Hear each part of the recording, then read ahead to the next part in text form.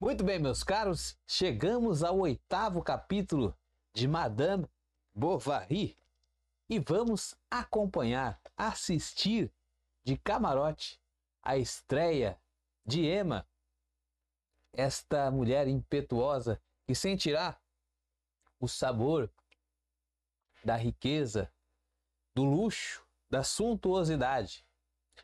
Vamos além da leitura.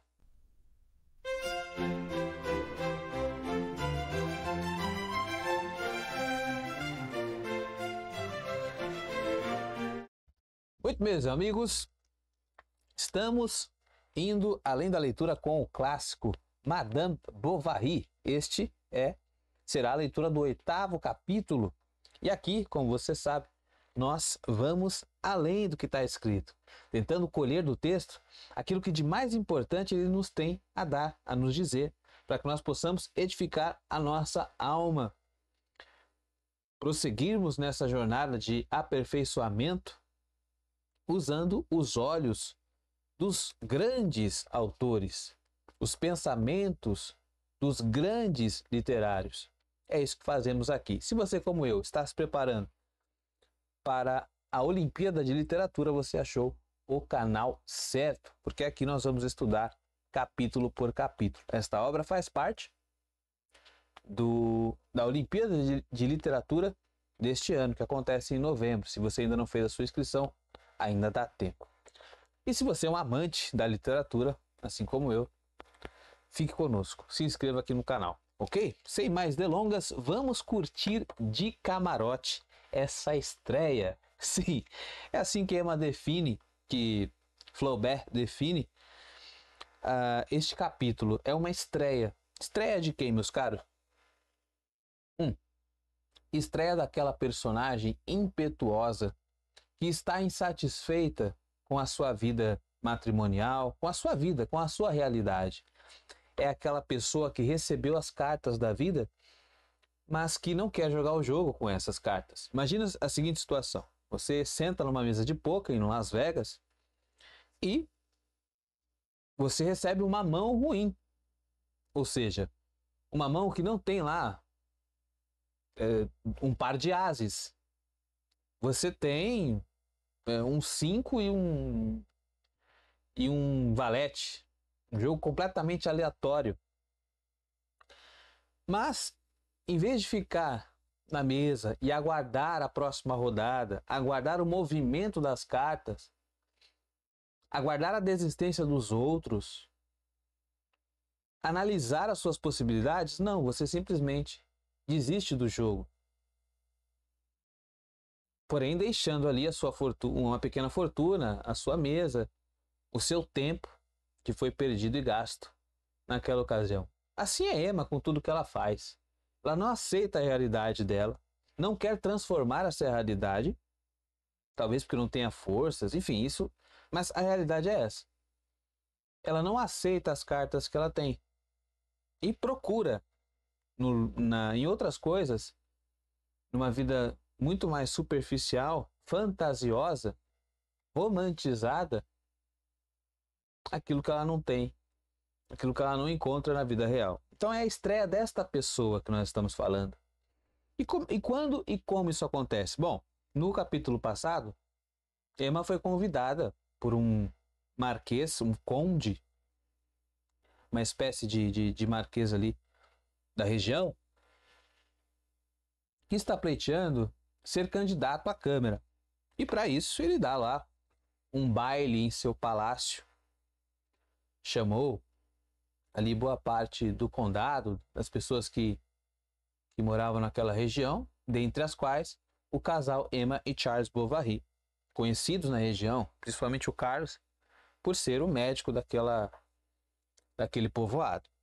Então, ali pensando no seu cabedal político, o marquês convida a família Bovary, certo? E para qual e onde acontece essa estreia de Emma? Acontece num palácio. Flaubert faz questão de, logo no primeiro parágrafo, começar a construir essa suntuosidade faraônica. Palácio de dimensões colossais, é um contraste terrível com a realidade vivida por Emma. e Charles lá na sua casa de fazenda, no seu casarão de fazenda, onde tudo é muito simples, tudo é muito rústico. As pessoas se tratam ali num nível bastante elementar. A conversa é rasa, é superficial. E aqui não, o Flaubert faz questão de nos mostrar isso. Logo no primeiro capítulo. Tudo é grande, tudo é exagerado, tudo é suntuoso, tudo está no mais alto grau de sofisticação. Tá? E é óbvio que isso está mexendo com o espírito impetuoso de Emma. Por isso que eu disse, Emma se encontra aqui. Ela olha para essa realidade e, puxa, aqui é meu lugar. Eu nasci para isso. Nasci para o luxo. Aquilo que eu estou vivendo não é a realidade que eu quero. Só que trata-se apenas de um convite. Ela foi convidada, aquilo não é dela. Enfim, tá? Então, vai o Flaubert dizendo: o palácio de construção moderna, à italiana, com 2 alas salientes e 3 escadarias, meu Deus, né? Uma no meio, uma do lado, uma do outro, entre grupos de grandes árvores espaçadas, ao mesmo tempo que canteiros de arbustos, rododendros e bolas de neve arredondavam as suas massas de verduras desigual na linha curva dos caminhos areados. Quer dizer, é uma grandiloquência que vai sendo aqui usada justamente para descrever esse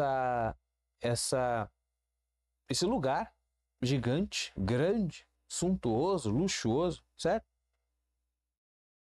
Pois bem, a charrete de Charles parou junto do vestíbulo central e logo surgiram criados. Veja como é a riqueza aqui escancarada. Vem criados para receber, como se Emma estivesse chegando realmente num hotel de luxo. O marquês adiantou-se e, oferecendo o braço à mulher do médico, introduziu-a no vestíbulo. Recepção calorosíssima, meu querido. Recepção digna de alguém da mais alta conta. Parece que o destino, as coisas vão acontecendo justamente para provocar esse instinto impetuoso de Emma, não é verdade? Ela é recebida pelo marquês. Marquês que estende a mão para que ela possa descer da carruagem. E ela, sendo recebida por um marquês, o que ela achou que era? Ela começou a sentir-se como uma marquesa, não é verdade? Começou a sentir-se como uma marquesa, de fato. E aí ele descreve esse vestíbulo. Este era lajeado de mármore, muito alto, olha a grandeza aí de novo, onde o ruído dos passos e das vozes ecoava como numa igreja. Ou seja, é um lugar gigantesco, lugar grande mesmo de fato. É verdade? Em frente via-se uma escadaria reta e à esquerda uma galeria que, dando para o jardim, conduzia ao salão de bilhar, onde se ouviam, desde a porta, o carambolar das bolas de marfim. Ou seja, um lugar gigantesco, onde você tem uma galeria, essa galeria onde deixavam ali quadros, obras de arte. É realmente um lugar bastante amplo, com várias alas, pessoas jogando bilhar, homens jogando bilhar, pessoas apreciando quadros. É uma festa de gala. Emma está sendo introduzida realmente numa vida completamente oposta à que ela tem e completamente de acordo com aquela que ela deseja, que ela imagina, que ela vislumbra, que ela leu nos livros. Certo? Homens à volta da mesa, conversando, aquele fino trato, tomando champanhe, enfim. Acima do ornato sombrio do rodapé de madeira, viam-se grandes quadros de molduras douradas, na base das quais havia vários nomes em letras pretas. Emma leu: João Antônio de Andrade, Conde de Valbessat e Barão de La Fresnaye, morto na Batalha de Couto. Ou seja, lembra que no começo, ela desejava, nos capítulos, os primeiros capítulos, ela desejava também que o seu nome atravessasse os séculos, fosse um nome de renome marcado, que ela tivesse um nome que lhe trouxesse fama, que fosse sinônimo de grandeza. É justamente o que ela está vendo aqui agora. Percebe como a coisa vai encaixando? Como ela foi também induzida a experimentar, a sentir o gosto, né, de uma vida luxuosa? Pois é, parece que essas ilusões de Emma vão sendo alimentadas por essas ocasiões. Não é verdade? Então lá lê lá o nome de fulano, cicrano, beltrano de tal, grande guerreiro de tal batalha, general, ou seja, toda essa garbosidade vai sendo ali escancarada a Emma, certo? E ela observa tudo nos seus mínimos detalhes, com olhos de quem degusta, com olhos de quem participa de fato daquilo, com quem deseja ardentemente aquela situação, aquela vida. O marquês abriu a porta do salão. Uma das damas se levantou. A marquesa em pessoa foi ao encontro de Emma e a fez sentar-se numa cadeira ao seu lado, onde esteve conversando amistosamente, como se a conhecesse há muito tempo. E aqui, meus amigos, não é a vizinha de Emma que está a conversar com ela como se já a conhecesse há muito. Não. É a própria marquesa. Ou seja, Emma também consegue transitar. Percebe como o Flaubert vai nos conduzindo a aceitar que Emma faz parte, que ela tem muito mais a ver com esta vida, que ela está habituada, que ela tem livre acesso a essa vida luxuosa.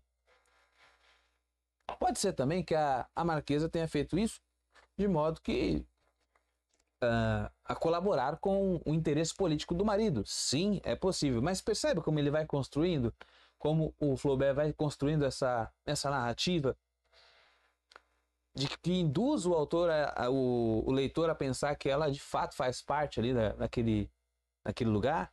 Como eu falei no começo, ela se acha ali, ela se vê naquela situação, ela se percebe totalmente acomodada, se encaixou ali, certo?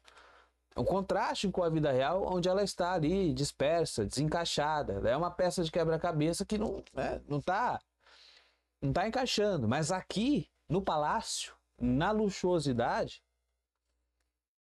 ela se encontra.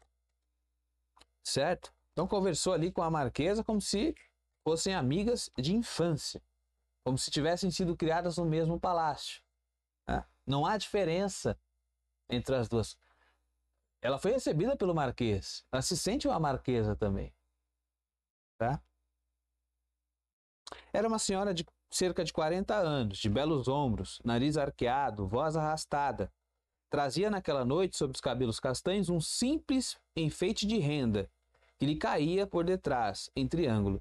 Ao lado dela estava uma menina loura, numa cadeira de espaldar, e vários cavalheiros, todos com uma pequena flor na lapela da casaca, conversavam com as senhoras em torno da lareira. Quer dizer, pessoas bem arrumadas, em volta da lareira, vinhos, espumantes, aquela conversa sobre viagens, sobre lugares.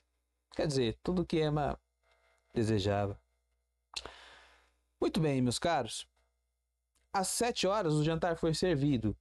Os homens em maior número sentaram-se à primeira mesa, no vestíbulo, e as senhoras à segunda, na sala de jantar, com o marquês e a marquesa. Olha onde Emma está. Ao lado do marquês e ao lado da marquesa, sendo cortejada, recebeu um lugar de honra E veja, convenhamos, sem mérito algum, aquela pessoa que foi convidada está sentada num lugar assim que todos desejam. Ema está sendo privilegiada, não é? Emma, ao entrar, sentiu-se envolta numa atmosfera tépida, misto de perfume de flores e de boa roupa, de odor de iguarias e de cheiro de trufas. As velas dos candelabros punham reflexos na baixela de prata. Os cristais faceteados, embaciados pelos vapores, lançavam uns aos outros pálidas radiações. Em toda a extensão da mesa, olha aí a garbosidade, a grandiosidade. Imagine um verdadeiro banquete. Em toda a extensão da mesa havia uma fileira de ramalhetes e nos pratos de larga cercadura, mais uma vez largo, grande, extenso, os guardanapos, dobrados em forma de mitra, mostravam pela abertura das dobras um pãozinho de forma oval. É tudo meticulosamente preparado. Aquela mesa digna de reis e rainhas, de condes, de marqueses, certo? Magníficas frutas em açafates rendados acastelavam-se acamadas sobre musgo. Quer dizer, aqui o Flaubert vai usando os alimentos e a disposição de como foram arrumados para nos trazer justamente este quê de grandioso, de luxuoso, como de fato é este lugar. E aí o contraste, depois vocês vão ver, quando Emma chegar em casa, aqui mesmo nesse capítulo, o que ela vai comer, certo? Quando chegar a casa, perdão, pelo erro aqui de preposição. Na grande estufa de porcelana com varões de cobre, uma estátua de mulher, vestida até o queixo, olhava fixamente para a sala repleta. Quer dizer, um local com mármores esculpidos, com esculturas, não é uma mesa qualquer, é coisa de gente da mais alta conta mesmo. A senhora Bovary reparou que algumas senhoras não tinham colocado as luvas em seus copos. Entretanto, à cabeceira da mesa, ao lado, à direita, à esquerda, tudo com crase, tá? Locução adverbial de lugar, feminina. Sozinho, entre todas aquelas damas, curvado sobre o prato cheio, o guardanapo no pescoço, como qualquer criança, estava um ancião, comendo e deixando cair da boca pingos de molho. E aqui, meu caro, chama atenção para esta situação. Emma se depara com um velhote que é o sogro do marquês, é um duque. Bom, que é um duque? Um duque é uma pessoa que conquistou esse direito ou por um favor à realeza, ou por ser um combatente, alguém valoroso, uma estratégia de guerra, ou que conduziu uma tropa, um exército a uma vitória. É alguém que está ali ao lado da realeza, ao lado dos reis, está ali. E ele recebe esse título por um grande feito, tá? Só que os anos passaram para esse cidadão aqui, que é o sogro do marquês, que convidou a família Bovary. Já está carcomido pelo tempo, está velho, né? Baba, come com o auxílio das outras pessoas, tornou-se uma criança novamente, praticamente, né? E é um ponto em que a Emma repara. Ela poderia aqui, meus caros, sempre que Emma está sendo instigada ali pela sua sombra, que é essa característica fantasiosa e deslumbrada, em que ela se perde em devaneios, quer dizer, está sendo tragada pela luxuosidade, pela garbosidade do palácio, também existe ali o contraponto, como se quisessem acordar Emma deste transe. E ela observa aqui o velho. Lembra que lá no terceiro ou quarto capítulo, em que ela vai, recém-casada, chega a casa e vê o buquê da ex-mulher do Carlos, que já morreu, obviamente. ela poderia ter entendido o símbolo daquele buquê como quem diz assim, olha, isso aqui é passageiro. Você pode muito bem ser substituído assim como você está substituindo.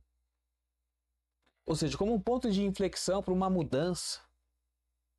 Como um chamado a uma conversão, a uma metanoia, uma mudança de mentalidade. O mesmo acontece aqui.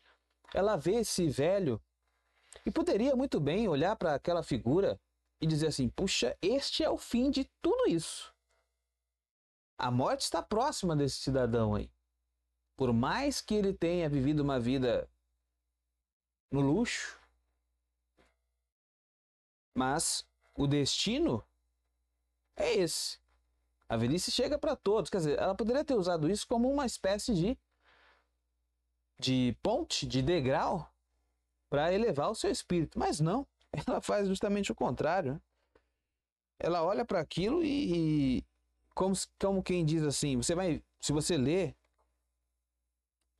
você vai entender o que eu estou dizendo. Parece que ela olha e diz assim, puxa, a vida vai passar, ok. Mas esse velho soube aproveitar a vida. Né? Velho garanhão, né?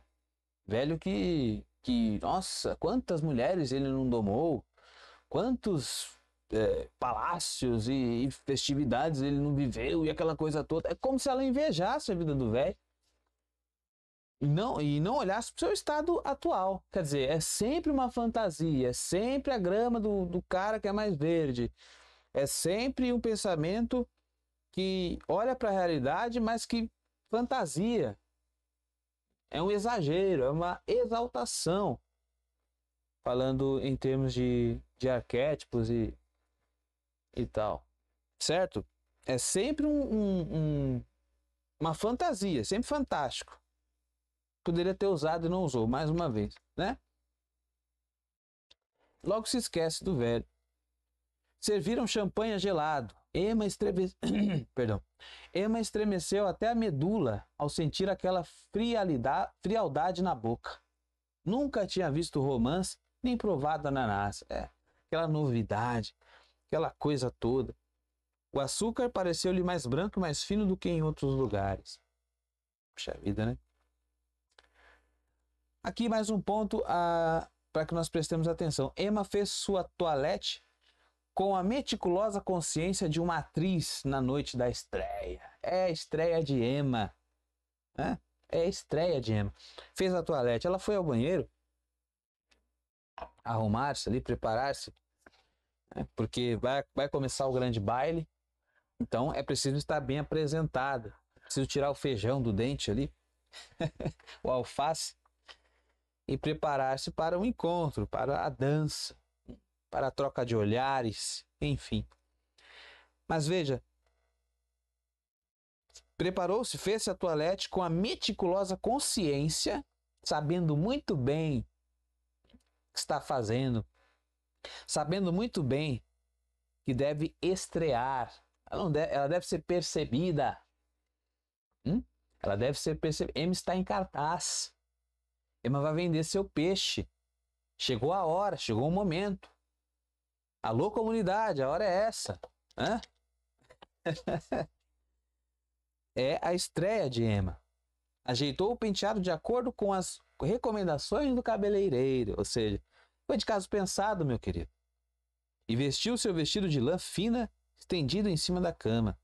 As calças de Carlos estavam-lhe apertadas na barriga, ou seja, enquanto Emma tratou de escolher um vestido que lhe caísse da melhor maneira, que assentasse em seu corpo de um jeito que realçasse as suas curvas, chamasse atenção, afinal de contas trata-se da sua estreia.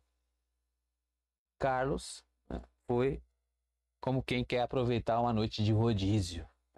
Foi com toda a fome do mundo, não se importando muito com o que trajava, certo? E aí, o Flaubert nos coloca aqui um diálogo curto, mas que interessante de ser analisado. As presilhas vão me estorvar na dança, disse ele. Dança? Perguntou Emma. Sim, mas tu enlouqueceste. Todos vão rir-se de ti. É melhor ficar sentado. De resto, é mais próprio para um médico, acrescentou ela. Quer dizer, o Carlos achou que ia dançar com Emma. E de fato, aqui, em nenhum momento, o Flaubert descreve que ela dançou com o Carlos. E olha o que vem em seguida. Carlos calou-se. Passeava pelo quarto, à espera de que Emma se vestisse. À espera também sempre com crase. Carlos calou-se. Emudeceu-se. Bico calado, sem resposta. Não consegue confrontar a Emma de jeito algum. Não consegue impor a sua pessoa, o seu indivíduo, o seu masculino. Ele não dá conta de ser o guia de Emma, nem mesmo numa dança, não é verdade? Onde a mulher precisa de um condutor, onde o par complementa, o casal se complementa e não consegue. Achou que ia dançar, né? Santa ilusão. Santa ilusão.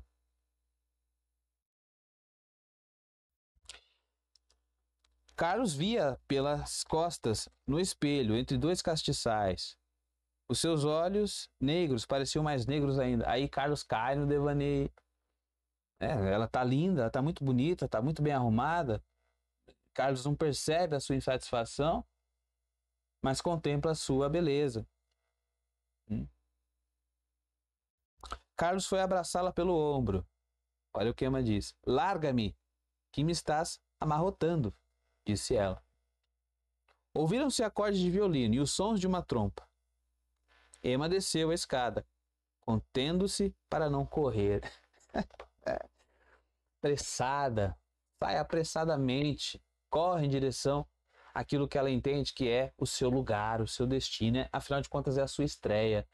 Todos estão ali para vê-la, para admirá-la, e ela para usufruir daquela ocasião, daquele lugar. Certo, meus caros?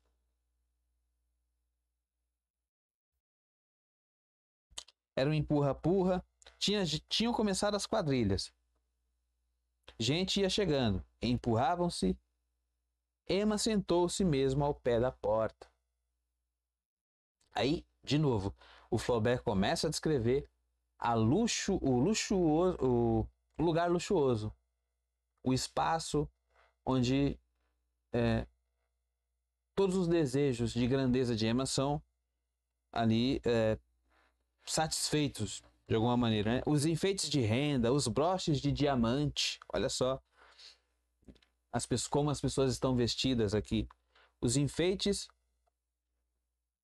de renda, os broches de diamante, os braceletes de medalhão agitavam-se nos decotes, cintilavam nos colos, tilintavam nos braços nus. Os penteados ostentavam coroas. Olha só, tá vendo como é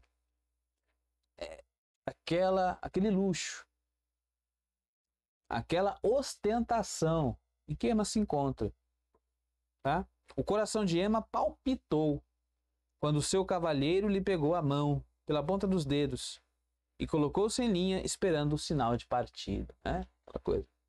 Tirou Emma para dançar, pegando nos dedos. O coração dela palpitou.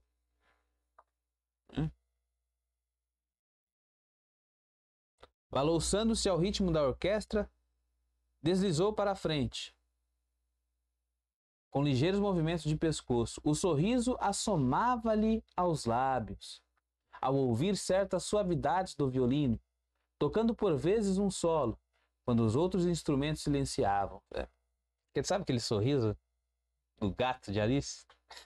Como quem se encontra verdadeiramente ali. Pois é, meus caros, assim tá Emma. Certo?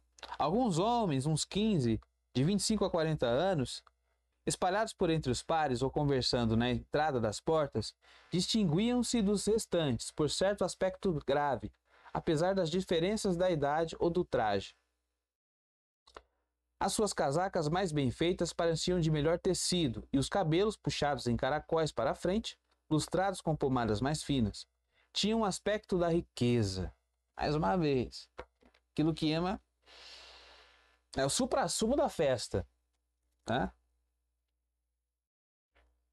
Os menininhos da pecuária, tá? Os reis do camarote. É esses aí que Ema quer fisgar, tá? Tinham o aspecto da riqueza, brancos, realçados pela palidez das porcelanas, as ondulações do cetim, o polimento dos belos móveis. Mais uma vez, Flaubert construindo essa atmosfera conosco, colocando na nossa cabeça, fazendo contraste com o que Emma vive, seus móveis simples, economia até de açúcar, né? E aqui a suntuosidade, aqui o luxo, aqui a ostentação, em cada parte, num móvel, numa coluna, no que é servido, em tudo, tá? Na maneira das pessoas se vestirem aqui, né? No olhar indiferente flutuava a quietude de paixões diariamente saciadas. Ela vê ali que esses caras, essas pessoas têm um olhar sereno, quieto, né? Indiferente, como de quem domina a situação, como de quem tem a hora que quer. Não é um olhar da pessoa que está deslumbrada, nossa, que chega num lugar suntuoso, meu Deus, não sei quando, né? Fica denunciando que é pobre. Sabe, alguém que denuncia que é pobre? Você vai num lugar muito luxuoso, você tem que ir, né? Ops, dá uma segurada. Calma, né? Calma, finge que isso aqui é habitual para você. Olhar de diferente, né? Obrigado. O cara, não quero, mas não estou satisfeito. Você está morrendo de fome, mas não. Você rejeita alguma coisa, né? Por quê? Para que você deixe a impressão de que aquilo não é uma novidade para você. É justamente o olhar desses carinhas aqui. A quietude de paixões diariamente saciadas. Né? Aí você entende que são paixões, aquelas paixões mesmo, meu querido. Aquelas lá, né? Aquelas paixões ardentes, né? Calientes, né? Caldas, em italiano, né? Então, não tem aquele desespero, como aquele caçador. São caçadores, não estão ali, esperam a melhor caça, certo? Não estão desesperados, não são desesperados por mulheres, enfim, você me entendeu, né, meu querido? Então, ela vê naquilo uma espécie de possibilidade de domínio, como que aqueles caras, aquelas pessoas, aqueles rapazes, aqueles jovens, aqueles senhores tivessem ali com Emma nas mãos, que soubessem governar, sabe? Soubesse puxão os cabelos. Tá me entendendo, meu querido? Transparecia, e através das maneiras discretas, transparecia a brutalidade peculiar ao domínio de coisas fáceis. Olha só, nas quais a força se exercita e a vaidade se satisfaz. Governar cavalos de raça e conviver com mulheres perdidas. Não é a situação de Emma? É como se Emma, de fato, olhasse para eles e falasse assim, achei, é nesses aí. Esses conseguiriam me dominar. Esses conseguiriam avivar a minha vida, torná-la quente. Por quê? Porque conseguem dominar. Lembra que Emma foi comparada pelas freiras como uma espécie de cavalo indomável, que fez-se de tudo ali, usando a religião, usando o convívio com as próprias freiras, mas que não conseguiram, de fato, dominá-la? Pois bem, parece que agora aqui, nesses homens, ela vê essa possibilidade de domínio, essa possibilidade de adestramento, de ser conduzida. Enfim, perto de Emma estava um cavalheiro de casaco azul, conversando sobre a Itália, com uma jovem senhora pálida, que tinha um adereço de pérolas.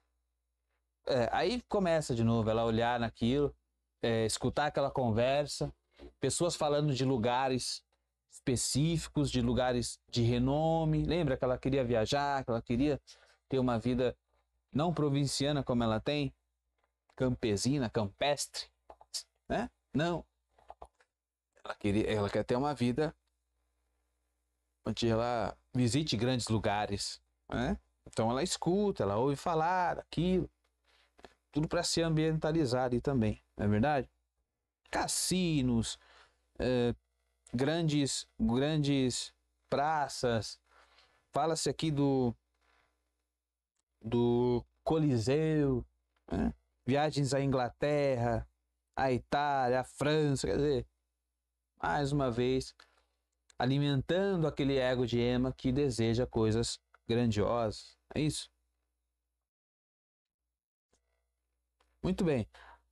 A senhora Bovary voltou a cabeça e viu no jardim, encostadas nas janelas, caras de camponeses espiando.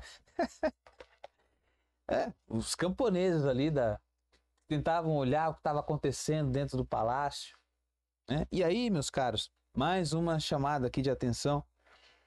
E aí ela vê um contraste entre a vida que ela tá ali degustando, mas que não é a sua vida real, e olha para aqueles camponeses e recorda da sua realidade. Fala, putz, daqui algumas horas, né, isso aqui vai acabar e eu vou ter que voltar à minha vida de labuta, a minha vida com essa gente aí, com essa ralé, da qual eu faço parte, né? Se não em espírito, mas na realidade, certo? Vieram-lhe então à lembrança os Bertauds, ou seja, lá a sua vida antes dos Bovary, sua vida com o pai, viu a quinta, ou seja, ela está no palácio e vê a fazenda, né? O charco lodoso. Ela está numa mesa, ela está num salão dançando com gente bem arrumada, perfumes, né, das iguarias, perfume o cheiro dos perfumes ali, a fragrância dos perfumes. E lhe vem o charco lodoso. Seu pai de blusa, tá vendo os homens de casaca? Recordou-se do pai de blusa, sob as macieiras, e via-se a si própria, como outrora, desnatando leite, com o dedo, nas terrinas da queijaria. Veja, contraste grande, né, com essa vida que ela tá ali roçando, que ela tá experimentando, que ela tá ali degustando. Recordou-se de todo o seu passado e viu aquele contraste terrível. Achava-se ali, verdadeiramente, estava ali, se encontrou ali. Se encontrou, não se via naquela situação campesina, se encontrou aqui, no luxo, na garbosidade, na pompa, né? A ponto, a sua vida passada lá, mas ante a fulguração daquele momento, a sua vida passada, tão clara até então, desvanecia-se-lhe inteiramente, a ponto de chegar a duvidar de que realmente a tivesse vivido. Não, não era eu ali. Não era eu. Aquilo não era eu. Eu sou isso aqui. Eu me acho aqui, ao redor desses grandes cavalheiros, ao redor dessas grandes madames. Eu sou uma madame, né? Eu não sou uma mulher do campo. Eu sou a marquesa. Estou aqui no meio de marqueses, né? Achava-se ali. E além do baile não havia senão sombra estendida por sobre o resto. O resto é esta. Isso é o agora. O eu sou isso daqui. O resto é sombra. Quero esquecer. Não quero mais. Não vivi. Não era eu. O meu eu está aqui. Neste luxo. Certo? Tá vendo como uma coisa vai se construindo? Esses contrastes são muito interessantes de ser observados, tá? Muito bem. Tomava, lembra que ela estava lá mexendo o leite com o dedo? Acabamos de ver aqui que o Flaubert nos descreve que ela viu-se fazendo lá a queijaria, metendo o dedão no leite quente ali, mexendo com o dedo. Mas ali no palácio, tomava sorvete. Certo? Tava ali tomando sorvete.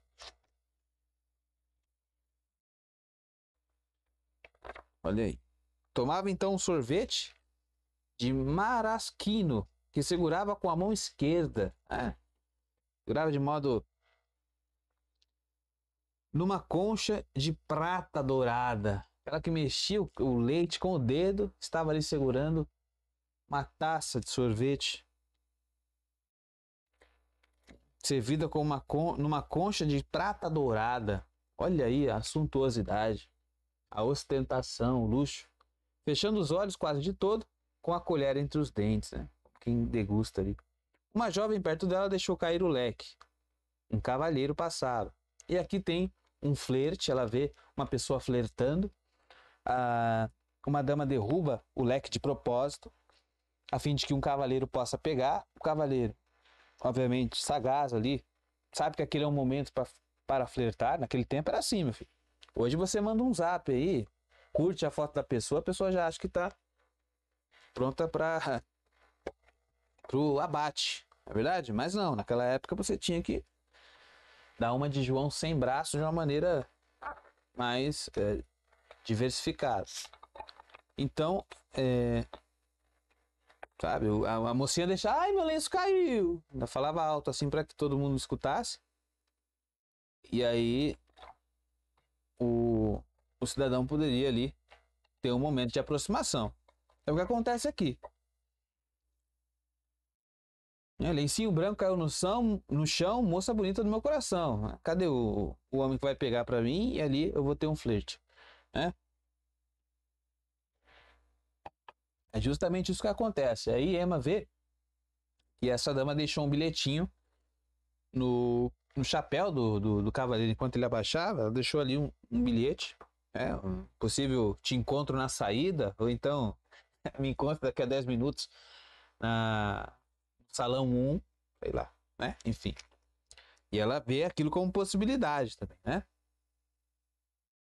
Depois da ceia em que abundaram os vinhos da Espanha e do Reino, olha aí, pudins de amêndoa, pudins a trafalgar e toda a qualidade de carnes frias envoltas em geleias que tremiam nos pratos, começaram as carruagens a partir, uma após a outra. Depois de mais uma vez servirem comidas ali, servirem pratos, né, da mais alta conta, o povo começou a ir embora, certo? E aí o salão foi ficando mais ou menos vazio. Às 3 horas da manhã começou o cotilon. Emma não sabia valsar. Todos valsavam, inclusive a senhorita de Andervilles e a marquesa, provavelmente a sua filha. Não estavam lá senão os hóspedes do palácio, uma dúzia de pessoas no máximo. Entretanto, um dos valsantes, a quem chamavam familiarmente de Visconde e cujo colete muito aberto parecia ter sido moldado no seu próprio peito, foi pela segunda vez convidar a senhorita Bovary, afirmando-lhe que a guiaria e que ela havia de sair-se bem. Olha lá, a senhorita Bovary, a senhora Bovary foi convidada uma vez e deu uma negativa, dizendo que não sabia valsar. Mas agora que o salão já está meio vazio, já está quase vazio, a hora já avança, já tomou uns gororó a mais. O rapaz foi lá de novo convidá-la. E dessa vez ele obteve um sim. Tá? Ela foi valsar. E aí nós vamos recordar aqui, de Brás Cubas com Virgília. A dança que os perdeu. Meu querido. Uma dança, meu filho, nessa época aí, em que não era essa pouca vergonha aí que é hoje, né? Em que as pessoas... a dança era a oportunidade de você ter o contato, de você falar ao ouvido ali da pessoa. Poxa, convidar para dançar é meio caminho andado nessa época aqui. Certo? E ela vai. Emma colocava-se pela orla a calça do par. As pernas de ambos cruzavam-se reciprocamente. Aquele à la coxa, né? No palácio, que funcionava muito bem nessa hora do flerte, né? Ele baixava o olhar para ela erguia o olhar para ele. Olha o flerte aí. Esse flerte é um flerte fatal, amigo. É. Cheia de languidez. Parou. Recomeçaram. E com um movimento mais rápido, o Visconde, arrebatando-a, desapareceu com ela até o fim da galeria, onde Emma, ofegante, esteve a ponto de cair, pelo que, por um momento, apoiou a cabeça no peito dele. Depois, continuando a rodopiar, porém mais calmamente, reconduziu-a ao seu lugar. Emma então se inclinou para a parede e pôs a mão diante dos olhos. Vislumbre. Quer dizer, olhou no olho do cara, o cara olhou no olho dela, depois colocou a cabeça no seu peito. Vimos que o cara era um sujeito de corpo atlético e tal. Gente, né? O que mais que não aconteceu aí nessa dança, certo? Pois muito bem. Carlos apoiava-se no corrimão da escada e as pernas entravam-lhe pelo corpo. Estivera em pé 5 horas seguidas diante das mesas, olhando os jogos sem nada compreender. Nada, nada, nada. Não sabe nada, não compreende nada, não se interessa por nada, não quis dançar, permitiu que a mulher dançasse com um desconhecido, que flertasse com um desconhecido, que roçasse as pernas aí, um desconhecido, né? Também o Carlos não ajuda, né, minha gente? Por isso soltou um grande suspiro de alívio logo que descalçou as botas. Emma pôs um chale nos ombros, abriu a janela e encostou-se. A noite estava escura, caíam algumas gotas de chuva. Ela aspirou o vento úmido que lhe refrescava as pálpebras. A música do baile ressoava-lhe ainda nos ouvidos. Fazia esforços para se conservar acordada, a fim de prolongar a ilusão daquela vida luxuosa que em breve teria de abandonar. Opa! Mais uma vez chamando a atenção aqui. Emma quer conservar esta ilusão e o Flaubert não poupa a sua personagem. Veja, ele a todo tempo, de alguma maneira, está descrevendo, está nos dizendo, está nos alertando sobre esta ilusão. Emma é uma iludida. Emma é uma iludida.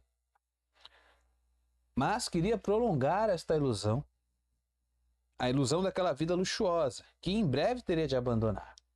Pois é, ficou ali olhando, lembrando de cada dança, de cada traje, de cada comida, sabor, de tudo que provou, da música que escutou, enfim. Amanhecia. Emma olhou demoradamente para as janelas do palácio, tentando adivinhar onde seriam os quartos de todos aqueles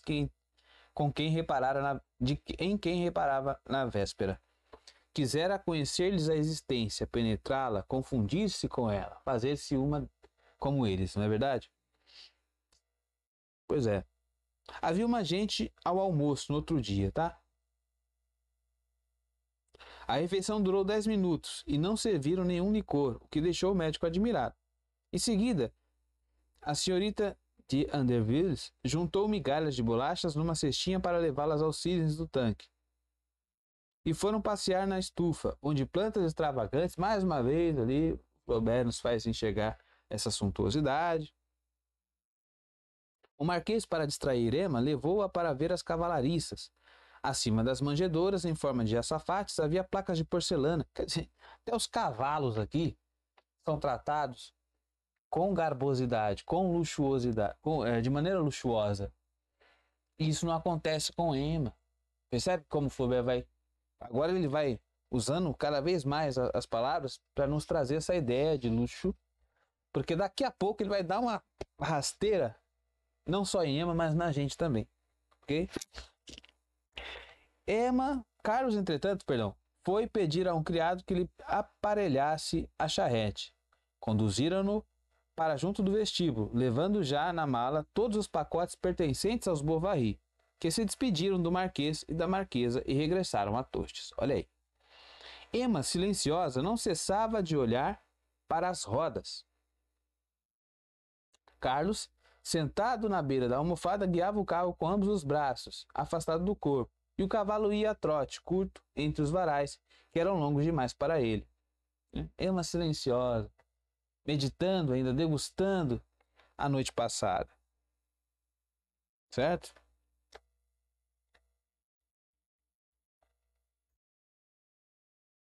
Pois bem,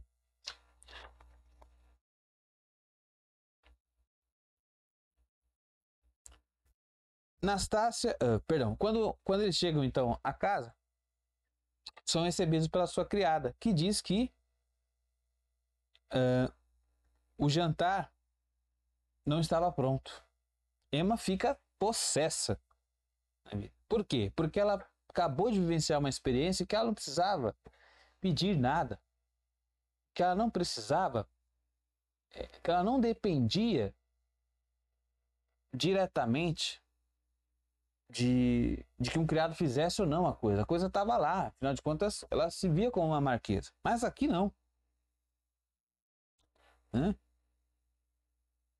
Aqui não. Para o jantar havia sopa de cebola. Havia sopa de cebola. E não só isso. Emma despede a pobre da criada, a Anastácia. Olha só como acontece isso. Quando chegaram em casa, não acharam o jantar pronto. A senhora Bovary zangou-se. Nastácia respondeu insolentemente. Suma-se! Exclamou Emma. Isto é querer brincar conosco. Está despedida. Puxa vida. Para o jantar havia sopa de cebola e um pedaço de vitela com azedas. A mulher que tinha comido lagosta. A mulher que tinha comido ostras. A mulher que tinha comido, sei lá, caviar. Coisas maravilhosas. Tomado champanhe. É recebida em sua casa por uma criada que não está muito aí para coisa e que está servindo sopa de cebola, meu amigo. Veja o contraste aí, né? Carlos, sentado de frente a Emma, esfregava as mãos, dizendo com ar satisfeito. Olha, Carlos sempre satisfeito. É muito agradável a gente achar-se em casa. É completamente oposto do que Emma, né? Emma diria, puta merda, voltamos aqui para esta casa aqui, bosta, né? Enfim. Estamos acabando, meus caros. Continuem aí. Durante a solidão da viuvez, Carlos tinha certa estima à pobre moça, que é a que foi despedida. Né? Nisto ouviram Nastácia chorar. Carlos tinha certa estima à pobre moça. Durante a solidão da viuvez, havia-lhe feito companhia. Fora sua primeira doente, era o seu mais antigo conhecimento naqueles sítios. Então a mandaste mesmo embora? Disse ele, enfim. Mandei. Quem me impede? Respondeu ela. Pois é. Quem é que põe freio a esta mulher? Carlos que não é. Quem é que consegue inibi-la? Ela acaba de demitir uma pessoa muito importante na vida de Carlos. Era a primeira doente. Ela era uma ligação com o passado de Carlos. Sabe, que o conhecia há muito mais tempo que Emma. E mesmo assim ela a despede e ele não consegue fazer nada. Tanto que ela o afronta aqui. Mandei, quem é que me impede? E ele nada responde. Flaubert faz questão de mudar de assunto. Né? Escrevendo aqui o molenga que é o Charles. Carlos pôs-se a fumar. Ele fumava estendendo os beiços, cuspindo a cada instante, recuando sempre que expelia a fumaça. Um pouquinho antes de chegar a casa, eles encontram uma carteira de charutos com 2 charutos e Carlos resolve fumar aquele charuto ali. E ela sabe que Carlos não fuma. Carlos não sabe fumar. E aqui tem essa cena jocosa aí do Carlos tendo repulsa da própria fumaça. Ele não sabe fumar. É um sujeito que não... Enfim. O dia seguinte pareceu-lhe sem fim. Passeou no quintal, indo e vindo pelas mesmas aleias, parando diante das latadas e caniçados, olhando admirada para todas aquelas coisas que conhecia tão bem. Uma admiração aqui irônica, tá? como o baile lhe parecia distante, né? O que é que separava tanto a manhã de anteontem da noite de hoje? A sua viagem a Valbissá abrira-lhe uma brecha na vida, à maneira das grandes fendas que uma tempestade numa só noite rasga, às vezes nas montanhas. Pois é. O seu coração era como eles. O roçar da riqueza deixara-lhe vestígios que nunca mais se apagariam. Emma vai guardar ali o traje, os sapatos que usou no palácio e olha para eles e observa que tem marcas ainda do vestíbulo, do chão, enfim. E Flaubert nos diz que do mesmo modo que essas coisas estão marcadas, também ficou o seu coração. Do mesmo modo que os sapatos roçaram ali no piso do palácio, o coração de Emma roçou na riqueza. Roçou na riqueza. E esses vestígios nunca mais se apagariam, realmente, nunca mais. É como se Emma tivesse encontrado tudo aquilo que ela havia sonhado, tudo aquilo que ela havia lido, escutado, certo? A saudade permaneceu por vários dias. Muito bem, meus caros, um vídeo longo, mas necessário para que nós possamos, de fato, absorver tudo de mais importante deste capítulo, tá? Estamos aqui nos aproximando do final da primeira parte. A primeira parte acaba no capítulo 9, que será o próximo vídeo. Já convido você a se inscrever no canal, curtir, compartilhar, comentar. Principalmente se você chegou até aqui, pelo amor de Deus, deixe seu like, ok? Nós estamos lendo Madame Bovary, estamos indo além da leitura. Será um prazer ter você nessa nossa jornada. Fique com Deus, bons estudos e vamos além da leitura.